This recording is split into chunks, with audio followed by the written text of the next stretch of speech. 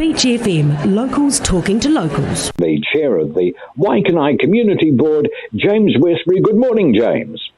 Good morning, and how are you today? I'm well. I'm a little bit anxious about the market. We talked a lot about the market last week. I believe there's been some discussions in the interim.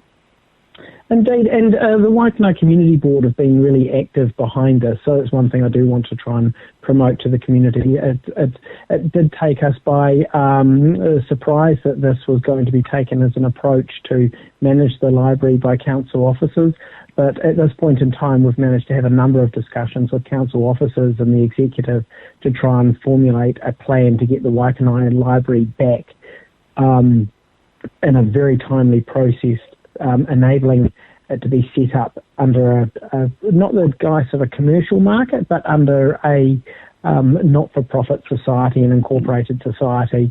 And the Waikanae Community Board are going to support with investment of up to $8,000 to enable that to happen, to enable them to have public liability insurance, to enable them to get a traffic management plan that's required by council, and also support them with regards to their workings, which will enable them to operate effectively and lawfully, and their right to occupy the land that's actually owned by council.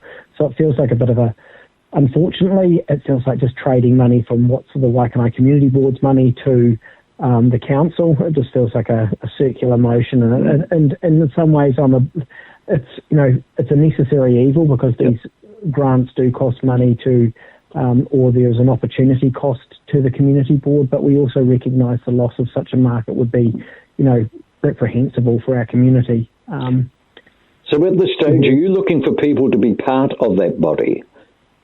We've been working with an individual, and I don't really want to put her name out there at this stage, to try and lead the not-for-profit group to make this work. So that the wheels are in motion.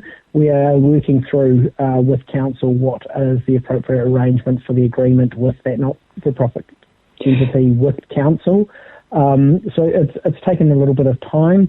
Unfortunately, because of all the restrictions, and as it has been operating, I mentioned this previously, legally council are entitled to take that stand, but morally the timing's wrong and the way at which it's been undertaken. So we're trying to work through some of the legal issues, but also making sure we can expedite all the areas that inhibit this being put forward in the fastest way possible. And the whole board is supportive of ensuring that the market is put back in place as an official entity that has the legal right to occupy those grounds and is going to operate under the laws that govern the sale of foods in public places, for example. So they will be fitting, ticking every particular box. I know it sounds bureaucratic and frustrating, but it does need to be done. And I don't agree with the way this has been done by all accounts, and it's not. And the fact that the market will be closed for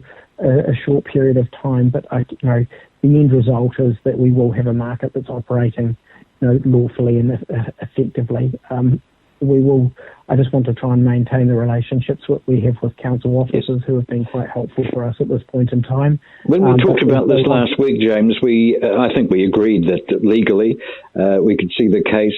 Morally, we could not, but I think we both agreed that the timing was stupendously unfortunate and insensitive, given the financial pressures being faced by some small business people who, let's face it, could well depend on that market for their livelihood. Is your impression that the timing was just unfortunate? In terms of, I've made that call a number of times. I think it's absolutely immoral that it's being done at this point in time. Regardless, correcting a wrong at this point of time when we've turned a blind eye to it for nearly 12 years is reprehensible, and not coming in up with a proper transitionary plan to make it happen. It does make my stomach turn, and I've made my thoughts known to a number of staff and also to our community board that it's not how we feel that business should be conducted. I think we've found a way in which we can try and get this done in the quickest way possible now that this process has been started. Sounds like a win. That's great. Now, something it's not the ideal win, yes. But it's a win nevertheless. But my heart does go out to those vendors at the market who have potentially lost revenue as a consequence of this. And please, I'd like the community to be assured where the community board has been working hard behind the scenes to try and make this happen in the set of circumstances that have occurred. It's not ideal. But we're trying to rectify that pretty quickly. Now, the other issue that I imagine is still rankling with many people in Waikanae is the library. And that was one of the casualties of the cost-cutting that the council entered into. Have there been any subsequent discussions about the library? Is there any sign of hope that there could be some progress on the library in Waikanae? Well, what's really disappointing, the annual plan workshop that was planned for Tuesday this week was cancelled, where we would have had an opportunity to highlight the concerns that the Waikanae Community Board has with regards to the removal of the investment that was put in place to enable the library to potentially progress at a faster rate than it would have otherwise. Now we're going to have to work through the long-term plan process, which is arduous and highly bureaucratic. So I do really want to start appealing to the community to ensure that the local councillor, the councillors who are district-wide understand the discontent that Waikanae is feeling with the lack of a public asset that provides numerous benefits for our community, but also economic benefits too. Is it your impression that people underestimate the importance of a library to Waikanae? I believe council, when the library closed, completely underestimated the importance of a library to our community, both as a public good, but also as an economic driver for our village. It goes without words. Currently the library is experiencing, in its current form, is a 40% reduction in the foot traffic, and that has been felt locally with all the businesses associated with Mahara Place. Okay, because that certainly is my impression. The discussion that I've had with people from Waikanae, and there have been numerous ones, indicates that it is easy to underestimate that, and you do that at your peril.